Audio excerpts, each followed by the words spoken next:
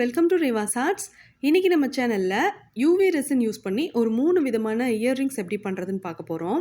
ஒருவேளை உங்ககிட்ட epoxy resin தான் இருக்குன்னா அதை யூஸ் பண்ணி கூட இந்த இயர்ரிங்ஸ் எல்லாம் நீங்க செய்யலாம். ஃபர்ஸ்ட் ஒரு ஸ்பூன் எடுத்திருக்கேன். இந்த ஸ்பூன்ல ரெசின் கொஞ்சம் எடுத்துக்கிறேன். இதுல கோல்டன் ஃப்ளேக்ஸ் என்கிட்ட கொஞ்சம் இருந்துச்சு. அதை வந்து நான் இதுக்குள்ள ஆட் பண்ணிட்டு நல்லா மிக்ஸ் பண்ணிக்கிறேன். இது நல்லா மிக்ஸ் பண்ணதுக்கப்புறம் நான் ஒரு 2 இயரிங் செட்டில் மட்டும் இந்த கோல்டன் ஃப்ளேக்ஸ் இருக்கிற மாதிரி செய்ய போகிறேன். இது வந்து சும்மா ஒரு ஐடியா தான். இந்த டிசைன் பிடிச்சிருந்தா மட்டும் நீங்கள் ட்ரை பண்ணி பாருங்கள். 2 செட் இயரிங் அப்படின்னும் போது மொத்தம் 4 கம்மலுக்கு தேவையான அளவுக்கு நான் இந்த கோல்டன் ஃப்ளேக்ஸ் சேர்த்து நல்லா மிக்ஸ் பண்ணிக்கிறேன். யூவி ரெசின் யூஸ் பண்ணி இந்த மாதிரியான ஜுவல்லரி எல்லாம் பண்ணிங்கன்னா ரொம்ப குயிக்காக ட்ரை ஆகிடும். இப்போது என்கிட்ட இருந்த சிலிக்கான் இயர்ரிங் மோல்டு எடுத்து வச்சுருக்கேன். இதில் எந்த மோல்டில் வச்சு நான் வந்து இயரிங் பண்ண போகிறேனோ அதுக்கு தேவையான அளவுக்கு இந்த கோல்டன் ஃப்ளேக்ஸ் கலந்து வச்சுருந்த ரெசினை நான் கொஞ்சமாக எடுத்து வச்சுக்கிறேன். இது வந்து ஒரு 1 மினிட்க்கு யூவி லைட்டில் காமிச்சு ட்ரை ஆன பிறகு மறுபடியும் 1 டீஸ்பூன் அளவுக்கு யூவி ரெசின் எடுத்திருக்கேன். ஒரு டூத் பிக்கில் ப்ளூ கலரில் அக்ரிலிக் பெயிண்ட் எடுத்துகிட்டு இந்த ரெசின் கூட நல்லா மிக்ஸ் பண்ணிட்டேன். இப்போ இதை எடுத்து கோல்டன் ஃப்ளேக்ஸ் ஃபஸ்ட்டு நம்ம ஊற்றி வச்சுருந்தோம்ல அந்த மோல்டில் இதையும் போர் பண்ணிக்கிறேன். இந்த ப்ளூ கலர் ரெசின் நம்ம போர் பண்ண பிறகு மறுபடியும் கொஞ்சோண்டு கோல்டன் ஃப்ளேக்ஸ் எடுத்து அந்த இயரிங்கில் நான் வந்து ஃபஸ்ட்டு கோல்டன் ஃப்ளேக்ஸ் இருந்துச்சுல அதே இடத்துல வச்சுருந்தேன். நெக்ஸ்ட்டு இன்னொரு ஸ்பூனில் யூவி ரெசின் எடுத்துகிட்டு அதில் பேர்ல் கலர் ஒயிட் கலர் சேர்த்து நல்லா மிக்ஸ் பண்ணியிருந்தேன். இப்போ இதை எடுத்து ஆல்ரெடி நம்ம கோல்டன் ஃப்ளேக்ஸ் சேர்த்து வச்சுருந்தோம்ல அந்த மோல்டில் வச்சு நான் இதையும் போர் பண்ணிக்கிறேன். இந்த இயரிங்கை பொறுத்த வரைக்கும் இதோட திக்னஸ் வந்து உங்களுக்கு எவ்வளோ தேவையோ அதுக்கேற்ற மாதிரி ரெசின் யூஸ் பண்ணிக்கோங்க. இப்போது இன்னொரு இயரிங் மோல்டில் டைரெக்டாகவே யூவி ரெசின் நான் போர் பண்ணியிருக்கேன். இதில் நான் எந்த கலரும் ஆட் பண்ணலை, அப்படியே டிரான்ஸ்பரண்ட்டாக தான் இந்த ரெசினை நான் ஊற்றி வச்சுருக்கேன். இப்போ இதில் நெயில் ஆர்ட் செய்கிறதுக்காக யூஸ் பண்ணக்கூடிய சின்ன சின்ன ஃப்ளவர்ஸ் வந்து ஒவ்வொரு இயரிங்லையும் 2 ஃப்ளவர் இருக்கிற மாதிரி நான் வச்சுக்கிறேன். இதுலேயே நீங்கள் கிளிட்டர்ஸ் வேணும்னா கூட ஆட் பண்ணிக்கலாம். நான் வந்து ட்ரைட் ஃப்ளவர் கொஞ்சம் எடுத்து வச்சுருந்தேன். அதிலேருந்து கொஞ்சம் மட்டும் கட் பண்ணிவிட்டு இதில் நான் வைக்க போகிறேன். இன்கேஸ் வீட்லேயே நீங்கள் ஹோம்மேடாக செஞ்சு வச்சுருக்கீங்க இந்த மாதிரி ட்ரைட் ஃப்ளவர்ஸ்னால் அதை எடுத்து நீங்கள் யூஸ் பண்ணிக்கோங்க. நான் வந்து ஷாப்பில் வாங்கினது தான் நான் யூஸ் பண்ணிக்கிறேன். ஃபஸ்ட்டு அந்த ட்ரைட் ஃப்ளவர்ஸை தேவையான அளவுக்கு நான் சிசர் யூஸ் பண்ணி கட் பண்ணியிருந்தேன். அதுக்கப்புறம் ஒரு டூத் பிக் யூஸ் பண்ணிவிட்டு எந்தெந்த இடத்துலலாம் இந்த குட்டி குட்டி ஃப்ளவர்ஸ் வைக்கணுமோ அந்த இடத்துலலாம் இந்த இயரிங் மோல்டில் எடுத்து வச்சுக்கிறேன். இப்போது இது எல்லாமே நான் வந்து ஒரு 2 மினிட்ஸ்க்கு ட்ரை ஆகிறதுக்காக யூவி லைட் யூஸ் பண்ணியிருந்தேன். நெயில் ஆர்ட் பண்ணும்போது யூஸ் பண்ணக்கூடிய யூவி லேம்ப் இருந்தால் கூட நீங்கள் யூஸ் பண்ணிக்கோங்க. இல்லை யூவி லேம்ப் இல்லைன்னா கூட ஒன்றும் பிரச்சனை இல்லைங்க. சாதாரணமாகவே இந்த யூவி ரெசின் வந்து சீக்கிரமாக ட்ரை ஆகக்கூடிய ஒன்று தான்.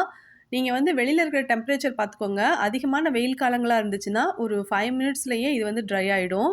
வின்டர் சீசனாக இருந்துச்சுன்னா ஒரு 15 to 20 மினிட்ஸ் கிட்டக்க கூட இது ட்ரை ஆகிறதுக்காக டைம் எடுத்துக்கும்.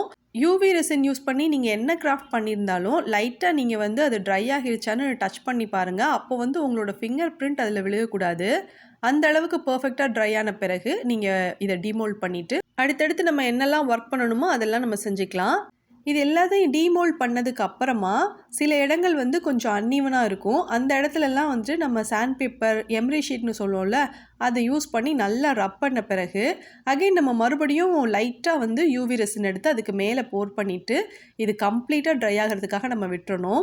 எம்ரி ஷீட் யூஸ் பண்ணி ஒர்க் பண்ணிட்டு இருந்தப்போ எடுத்த வீடியோ வந்து ரொம்பவே பிளராகி இருந்தது. அதனால வந்து இந்த வீடியோவில் நான் அதை அட்டாச் பண்ணலை. இப்போது யூவி லைட் யூஸ் பண்ணிவிட்டு இந்த 3 இயரிங்குமே கம்ப்ளீட்டாக க்யூர் ஆகிறதுக்காக ஒரு 5 மினிட்ஸ் கிட்டக்க நான் வந்து இந்த யூவி லைட் யூஸ் பண்ணியிருந்தேன். அதுக்கப்புறம் வந்து நம்ம இதை வந்து ஜம்ப்ரிங் யூஸ் பண்ணி இயரிங் பேஸில் நம்ம அட்டாச் பண்ணுவோம். நீங்கள் வாங்கக்கூடிய இயரிங் பேஸ் வந்து நல்ல குவாலிட்டியாக இருக்கிற மாதிரி பார்த்து வாங்கிக்கோங்க. ஏன்னா ஒரு 2-3 நாள்லேயே வந்துட்டு கலர் சேஞ்ச் ஆகிறதுக்கான சான்ஸ் இருக்குது. இப்போ பார்த்தீங்கன்னா ஒயிட் பேர்ல் கலரும் கோல்டன் ஃப்ளேக்ஸும் சேர்த்து செஞ்சுருந்தோம்ல அந்த ஸ்கொயர் ஷேப்பில் செஞ்சுருந்த இயரிங்கை வந்து நான் இந்த மாதிரி வளையம் இருக்கிற மாதிரியான ஒரு பேஸில் வந்து அட்டாச் பண்ணியிருக்கேன். இது வந்து குழந்தைங்களுக்கு போடும்போது ரொம்பவே அழகாக இருக்கும். வீடியோவில் இது எந்த அளவுக்கு உங்களுக்கு கிளாரிட்டி இருக்குன்னு தெரியல. ஆனால் வந்து நேரில் பார்க்கும்போது ரொம்பவே அழகாக இருந்துச்சு. உங்களுக்கு இது பிடிச்சிருக்கா பிடிக்கலையா அப்படின்றத கமெண்ட்டில் சொல்லுங்கள். நெக்ஸ்ட்டு ஆர்டிஃபிஷியல் ஃப்ளவர்ஸ் சேர்த்து டிரான்ஸ்பரண்ட்டாக ஒரு மோல்டில் நம்ம சர்க்கிள் ஷேப்பில் ஊற்றி வச்சுருந்தோம்ல அதை வந்து நான் எடுத்துக்கிறேன். இதில் வந்து ஃபஸ்ட்டு ஜம்ப்ரிங் கோர்த்துக்கிறேன். ஜம்ப்ரிங் கோர்த்த பிறகு இதில் வந்துட்டு இயரிங் பேஸ் நான் அட்டாச் பண்ண போகிறேன். இயரிங் பேஸ்ன்னு பார்த்தீங்கன்னா ஒயிட் ஸ்டோன் இருக்கிற மாதிரியான இயரிங் பேஸ் நான் செலக்ட் பண்ணியிருக்கேன். இது மாதிரியான earring base silver colour, copper colour இந்த மாதிரியான கலர்களில் கூட கிடைக்குது. பட் நம்ம வந்து கோல்டன் கலர் ஜம்ப்ரிங் யூஸ் பண்ணோன்னா கோல்டன் கலர் பேஸ் போட்டால் தான் பார்க்குறதுக்கு வந்து நீட்டாக இருக்கும். நீங்கள் வந்து சில்வர் கலர் ஜம்ப்ரிங்க்கு கோல்டன் கலர் போட்டாலும் நல்லா இருக்காது. இல்லை காப்பர் கலர் இயரிங் பேஸ்க்கு சில்வர் கலர் போட்டிருந்தீங்கனாலும் நல்லா இருக்காது. ஜம்ப்ரிங் என்ன கலரில் இருக்கிறீங்களோ அதே கலரில் இயரிங் பேஸ் எடுத்திங்கன்னா பார்க்குறதுக்கு ரொம்பவே சூப்பராக இருக்கும். நீங்கள் வீட்டிலேயே ரெசின் இயரிங்கெல்லாம் செய்கிறீங்க அப்படின்னா அதை செஞ்சுட்டு நீங்கள் ஒரு ஏர்டைட் கண்டெய்னர்லேயோ அல்லது ஜிப்லாக் பேக்லேயோ இல்லை ஏதாச்சும் கவர்லேயோ எடுத்து வச்சுருங்க. ரெசின் மட்டும் இல்லைங்க, silk thread, terracotta clay, polymer clay இந்த மாதிரி எந்த பொருட்களை யூஸ் பண்ணிவிட்டு நீங்கள் ஹோம்மேடாக இயரிங் செஞ்சாலும் நீங்கள் இயரிங் செஞ்சுட்டு அதை அட்டாச் பண்ணக்கூடிய ஜம்ப்ரிங், வாசர், அதுக்கப்புறம் இந்த இயரிங் பேஸ் இது எல்லாமே நல்ல குவாலிட்டியாக பார்த்து செலக்ட் பண்ணி வாங்குங்க. சில ப்ராடக்ட்ஸ் எல்லாம் ஃபஸ்ட்டு போடும்போது நல்லா பிரைட்டாக இருக்கும் அதோட கலர். அதுக்கப்புறம் ஒரு 2-3 நாள்லேயே வந்துட்டு கலர் சேஞ்ச் ஆகும், இல்லைனா ரஸ்ட் ஆகும், ஏதாச்சும் ஒரு ப்ராப்ளம் அதில் வரும். அந்த மாதிரி வந்துச்சு அப்படின்னா பார்க்குறதுக்கும் நல்லா இருக்காது. சப்போஸ் நீங்கள் சேல் பண்ணுறீங்க அப்படின்னாலுமே அடுத்தடுத்து உங்ககிட்ட வந்து யாருமே வந்துட்டு வாங்க மாட்டாங்க. 1 நாள் 2 நாள் போட்டதுலேயே வந்து ரஸ்ட் ஆகுதுப்பா, கலர் சேஞ்ச் ஆகுதுப்பா, வேண்டாம் அப்படின்னு நினச்சிருவாங்க. ஸோ நீங்கள் எடுக்கிற பொருள் வந்து நல்லா குவாலிட்டியாக எடுத்தீங்க அப்படின்னா அந்த மாதிரியான பிரச்சனைகள்லாம் வராமல் பார்க்குறதுக்கு ரொம்பவே அழகாக இருக்கும். இப்போது 3rd இயரிங்காக நான் ஒயிட் கலர் ஸ்டோன் இருக்கக்கூடிய கோல்டன் கலர் பேஸ் எடுத்து நான் வந்து அட்டாச் பண்ணியிருக்கேன். இயரிங், பெண்டன்ட், கீ செயின் இந்த மாதிரி எந்த ரெசின் கிராஃப்ட்லனாலும் நீங்கள் கோல்டன் கலர் ஃப்ளேக்ஸ் யூஸ் பண்ணியிருக்கீங்கன்னு வச்சுக்கோமே, அதுக்கு வந்து நீங்கள் golden colour jump ring, golden colour base use பண்ணீங்க அப்படின்னா பார்க்குறதுக்கு சூப்பராக இருக்கும். சில்வர் கலர் யூஸ் பண்ணியிருக்கீங்கன்னா நீங்கள் சில்வர் கலர் பேஸ் யூஸ் பண்ணிக்கோங்க.